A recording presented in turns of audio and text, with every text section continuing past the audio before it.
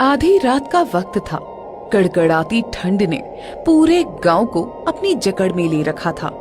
चारों ओर घना अंधेरा और कोहरे के साथ सन्नाटा पसरा था।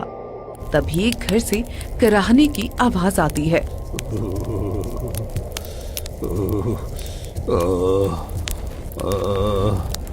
क्या हुआ पिताजी, आप ऐसे क्यों कांप रहे हो? बेटा मुकेश, मुझे बहुत ठंड लग रही है बेटा। मुझे कोई और गर्म कपड़ा दे दो। मुझे भी ये ठंड बर्दाश्त नहीं हो रही है और लगता है मेरी तबीयत खराब हो रही है। मुझे दवाई और कुछ गर्म कपड़े दे दो। ठीक है पिताजी, मैं अभी आपके लिए कुछ गर्म कपड़े लेकर आता हूँ। मुकेश घर के अंदर से कुछ गर्म कपड़े लाकर सुखू को दे देता है, लेकिन फिर भी सुखू ठंड से कांपता रहता है। बेटा, ये जमा देने वाली ठंड मुझे और बर्दाश्त नहीं हो रही है। ठंड मेरे शरीर के अंदर तक उतर गई है। हाथ पांव सुन्न हो रहे हैं बेटा। सांस भी बोझ लगने लगी है। अंदर से ऐसी कमजोरी महसूस हो रही है, जैसे लगता है जैसे मेरी सारी ताकत बर्फ बनकर जम गई हो। मुझे नहीं लगता है बेटा अब मैं इस ठंड में बच पाऊंगा। पिताजी, आपको कुछ नहीं होने दूंगा। मैं अभी भैया को बुला कर ले आता हूँ। इतना कहकर मुकेश अपने बड़े भाई के पास जाता है और मन ही मन सोचता है, मुझे नहीं लगता कि भैया पिताजी का इलाज करवाएंगे, लेकिन इस हालत में भैया कुछ न कुछ तो पिताजी के लिए जरूर करेंगे। फिर वो अपने बड़े भाई पंकज के पास आता है। भैया भैया भैया, आप सो रहे हैं? उठिए ना, पिताजी की तबीयत बहुत खराब हो रही है। क्या हो गया? तुम इतनी रात को शोर क्यों मचा रहे हो? भैया, पिताजी की तबीयत बहुत ज्यादा खराब हो रही है। कुछ पैसे दे दीजिए ताकि मैं उनके लिए औषधि ला सकूं। इलाज की उन्हें सख्त जरूरत है भैया। अरे मेरे पास अभी पैसे नहीं है, रहने दो, बाद में उनका इलाज करवा दूंगा। नहीं भैया, पिताजी की हालत बहुत नाजुक है। अगर समय पर इलाज नहीं हुआ तो वो मर भी सकते हैं। अगर तुझे इतनी ही फिक्र है ना तो जाकर खुद ही उनका इलाज करा दे। मेरे पास इस वक्त बिल्कुल पैसे नहीं है, जब होंगे तब इलाज करवा दूंगा। फिर मुकेश उदास होकर अपने कमरे में चला जाता है। क्या हुआ जी, आप इतने परेशान क्यों हो? भैया, पिताजी की इलाज के लिए पैसे नहीं दे रहे हैं। तुमने थोड़े से जो पैसे अलग से रखी थी वही दे दो, मैं उसी से पिताजी का इलाज करवा दूंगा। ठीक है जी। फिर संगीता पैसे निकालकर मुकेश को दे देती है और मुकेश उन्हीं पैसों से अपने पिता का इलाज करवाता है। ऐसे ही देखते ही देखते 2-4 दिन बीत जाते हैं और प्रतिदिन सुखू की तबीयत और ज्यादा खराब होती चली जाती है। फिर एक दिन अचानक सुखू इस दुनिया को छोड़कर चला जाता है।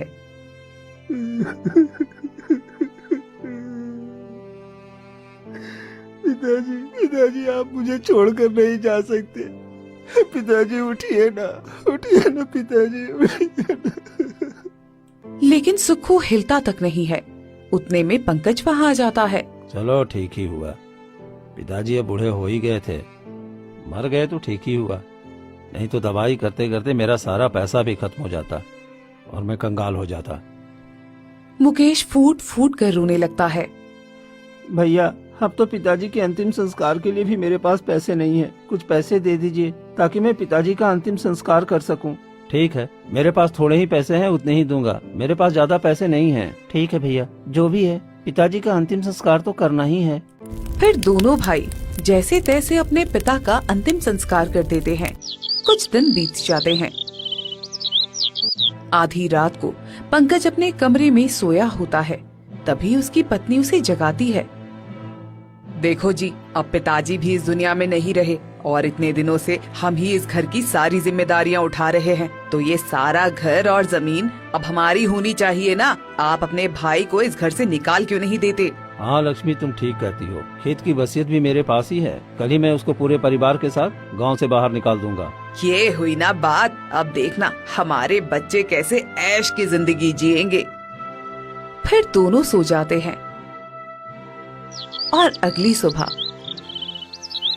जी देखिए, हमारे पास जो भी जमा पूंजी थी वो सब हमने पिताजी के इलाज में लगा दी। ठंड बढ़ती जा रही है, पिंटू के पास एक भी गर्म कपड़ा नहीं है और हमारे पास 1 रुपया भी नहीं है। ऐसे में कैसे चल पाएगा? चिंता मत करो भाग्यवान, भगवान कुछ न कुछ रास्ता जरूर निकालेंगे। इतने में पंकज वहाँ आ जाता है। मुकेश, अब मैं तुमको अपने घर में नहीं रख सकता, तुम आज ही यहाँ से निकल जाओ। भैया, आप कैसी बातें कर रहे हो? ये घर तो पिताजी का है और इतनी ठंड में मैं अपनी पत्नी और बच्चों को लेकर कहाँ जाऊँगा। मैंने इस घर की सारी जिम्मेदारी निभाई है और ये घर अब मेरे नाम है। पिताजी की तबीयत खराब थी तब मैंने उनसे अंगूठा लगवा लिया था, इसलिए इस घर पर और जमीन पर तुम्हारा कोई हक नहीं है। बस जो बूढ़ी गाय है ना, उसे लो और अपने परिवार के साथ यहाँ से निकल जाओ। भैया, आप हमारे साथ इतना बड़ा विश्वासघात कर दिए कि पिताजी की सारी जमीन अपने नाम करवा लिए। ऐसा मत करिए भैया, भगवान के लिए रहम करिए। इतनी ठंड में मेरे बच्चे बाहर मर जाएंगे। भाई साहब, आप ऐसा क्यों कर रहे हो? हम कहाँ जाएंगे? हमारे पास ना तो पैसे हैं, ना कपड़े और ना ही कोई घर। हमारे इस छोटे से बच्चे पर तो तरस खाइए। हमने कोई ठेका नहीं ले रखा है, तुम जियो या मरो, हमें कोई फर्क नहीं पड़ता। निकलो यहाँ से। फिर पंकज मुकेश को धक्का देकर बाहर निकाल देता है। जा यहाँ से, और ये बूढ़ी गाय भी ले जाओ, मुझे इसकी जरूरत नहीं है। भैया, भगवान के लिए रहम करो। इस जमा देने वाली ठंड में अगर तुमने हमें घर से बाहर निकाल दिया तो हम कहाँ जाएंगे? बाहर तो हवा भी बर्फ की तरह चुभ रही है और हमारी सांसें तक कांप रही हैं। लेकिन पंकज एक नहीं सुनता और अंदर चला जाता है। ठंड इतनी थी कि घर के बाहर शरीर जमने लगा था, चारों तरफ कोहरा छाया था। अब हम क्या करें जी? मुझे तो कुछ समझ में ही नहीं आ रहा है। पिंटू की तबीयत पहले से ही खराब है, अब ठंड में इसकी तबीयत और बिगड़ जाएगी।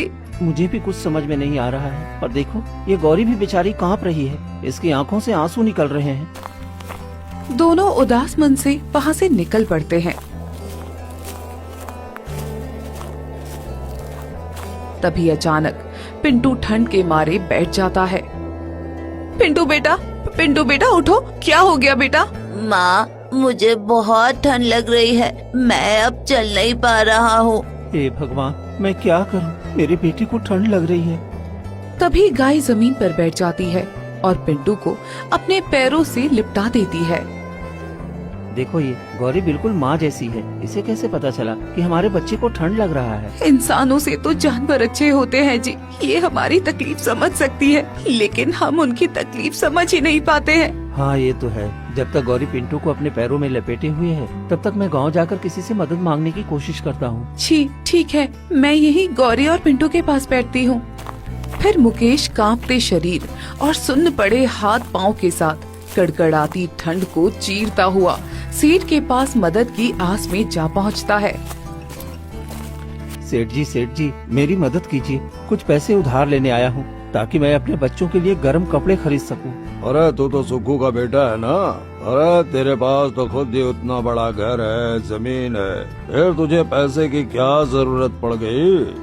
भैया ने धोखे से सारा जमीन अपने नाम कर लिया है और पिताजी के इलाज में मेरे सारे जमा पूंजी वाले पैसे खत्म हो गए और भैया ने मुझे और मेरे परिवार को गाय के साथ घर से बाहर निकाल दिया है। और इतनी ठंड में मेरे बच्चे के ऊपर एक गर्म कपड़ा भी नहीं है।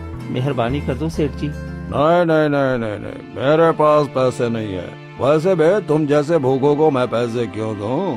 अरे जब तेरे भाई ने तुझे खुद का पैसा नहीं दिया और घर से निकाल दिया तो मैं तुम्हें पैसे कहाँ से दूं? और तू पैसे चुकाएगा कैसे? आप मुझ पर विश्वास करिए, मैं आपके सारे पैसे चुका दूंगा। बस मुझ पर रहम करिए, मेरा बच्चा ठंड के मारे मर जाएगा। वो कांप रहा है। अरे तुम्हारे जैसे कितने भिखारी होंगे जो रोड में इसी तरह तड़प रहे होंगे ठंड में। तो भी जाओ और उसी में लाइन लगा ले। सेठ जोर जोर से हंसने लगता है और वहाँ से चला जाता है। हे भगवान, अब मैं क्या करूं? सेठ ने भी मेरी मदद करने से मना कर दिया। चलो गांव वालों के पास जाता हूं, शायद वो मेरी मदद कर दें। फिर मुकेश कई जगह जाता है पर उसकी मदद कोई नहीं करता है, बल्कि सभी उसकी स्थिति पर हंसते हुए चले जाते हैं। फिर मुकेश उदास होकर संगीता के पास आ जाता है। क्या हुआ जी, किसी ने हमारी मदद नहीं की क्या? और देखिए ना, गौरी पिंटू को कितना गर्म करने की कोशिश कर रही है, लेकिन इसका बदन ठंडा पड़ता ही जा रहा है। देखो संगीता, सभी पत्थर दिल बन गए हैं, कोई हमारी मदद करने वाला नहीं है। चलो, हमें अपनी खुद से मदद करनी होगी। और मेहनत करके एक झोपड़ी बना लेते हैं।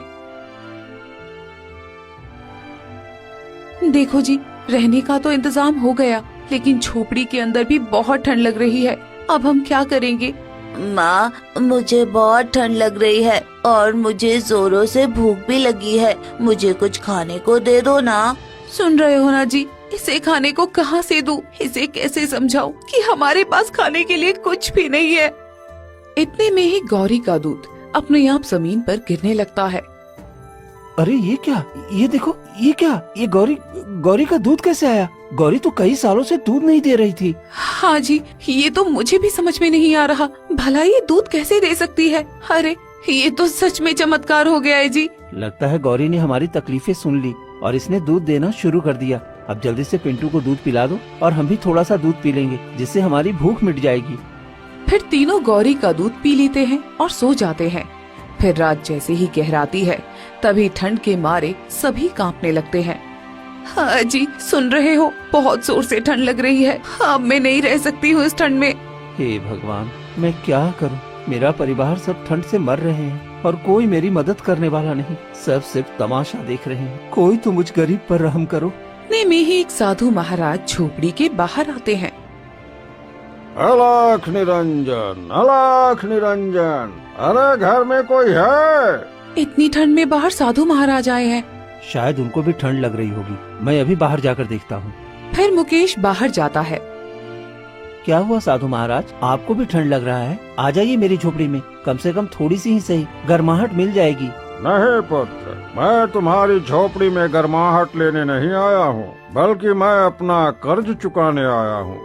कैसा कर्ज साधु महाराज? तुम्हारे पिता सुक्खू ने मुझे एक बार पानी पिलाया था, जिस वक्त पूरे गांव वालों ने मुझे भिखारी कहकर भगा दिया था। उस वक्त तुम्हारे पिता ने मुझे खाना भी खिलाया था और मेरा सहारा बने थे।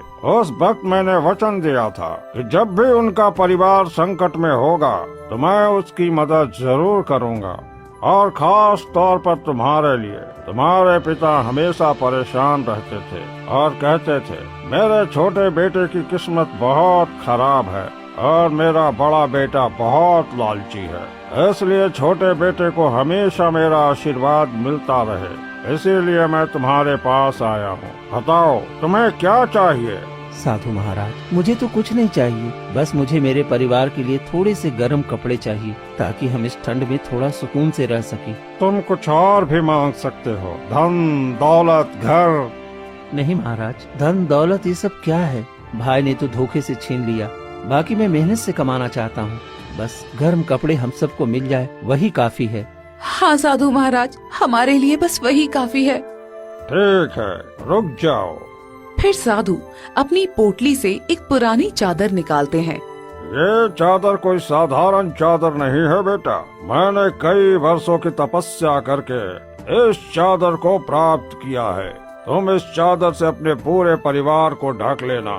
तुम्हारे शरीर के साथ साथ ये झोपड़ी भी पूरी तरह से गर्म हो जाएगी। क्या क्या सच में साधु महाराज? हाँ, लेकिन ये सिर्फ ईमानदारों के लिए काम करती है। अगर किसी ने लालच से चादर को धारण किया तो उसका उल्टा परिणाम होगा और इस चादर का प्रकोप उसे झेलना पड़ेगा। आपका बहुत बहुत धन्यवाद साधु महाराज, मैं इसका पूरा ध्यान रखूंगी। तभी साधु महाराज की नजर गौरी पर जाती है। और ये गौरी, ये कोई साधारण गाय नहीं है। इसमें तुम्हारे पिता का आशीर्वाद है। ये तुम्हारे सुख दुख की साथी है। इसके रहते हुए तुम्हारे घर में कभी किसी चीज की कमी नहीं होगी और हमेशा सुख शांति बनी रहेगी, क्योंकि तुम्हारे पिता ने इस गाय को एक बच्चे की तरह पाला है और इसलिए यह तुम्हें भी एक बच्चे की तरह संभालेगी और किसी चीज की कमी नहीं होने देगी। और जिन्होंने तुम्हारे साथ गलत किया है उन्हें इसका परिणाम जरूर भुगतना पड़ेगा। वे सब इस ठंड के प्रकोप से तिल तिल मरेंगे। फिर साधु महाराज वहाँ से चले जाते हैं। मुझे तो यकीन ही नहीं हो रहा है कि साधु महाराज हमारे लिए ये चादर लेकर आए हैं। जल्दी से हमें ये चादर ओढ़ लेनी चाहिए, इससे पहले कि ठंड और बढ़ जाए। फिर मुकेश, पिंटू और संगीता तीनों चादर ओढ़ लेते हैं। ये क्या, हमारे शरीर में तो गर्मी आ गई। मुझे तो यकीन ही नहीं हो रहा है। अब मुझे बिल्कुल भी ठंड नहीं लग रही है। ये तो चमत्कार हो गया है जी। सच में साधु महाराज ने हमें एक जादुई चादर दी है। इसकी मदद से हमारी पूरी ठंड अच्छे से कट जाएगी। फिर पूरा परिवार उस चादर को ओढ़कर गर्माहट के साथ सो जाता है। और इसी तरह 2 दिन बीत जाते हैं। मुकेश के घर में सुख शांति आ जाती है। गौरी दिन रात बहुत सारा दूध देने लगती है और चादर की वजह से ठंड भी चली जाती है। और वहीं दूसरी तरफ उसके बड़े भाई पंकज के बेटे की तबीयत अचानक बहुत ज्यादा खराब होने लगती है। अरे जी देखिए ना, हमारे बेटे को क्या हो गया है। इसकी तबीयत प्रतिदिन खराब होती जा रही है। ये कुछ खा भी नहीं पा रहा। इसे ठंड लग चुकी है जी। मुझे भी कुछ समझ में नहीं आ रहा है। पहले तो हमारा बेटा हमेशा बिल्कुल ठीक रहता था, कभी ऐसी परेशानी नहीं हुई थी। आज फिर वैद्य से औषधि लेकर आऊंगा। तब तक खेत की फसल भी देख लेता हूँ, क्योंकि गोभी की फसल पूरी तरह से तैयार हो गई है और उसे काटकर बाजार भेजना जरूरी है। तभी कुछ पैसे भी आएंगे, क्योंकि हमारे पास सारे पैसे तो मोहन के इलाज में ही चले गए हैं। पंकज घर से निकल पड़ता है और सीधे खेत की तरफ चला जाता है। वहाँ का नजारा देखकर पंकज चौंक जाता है, क्योंकि उसके पूरे खेत में मोटी बर्फ की चादर जमी हुई थी।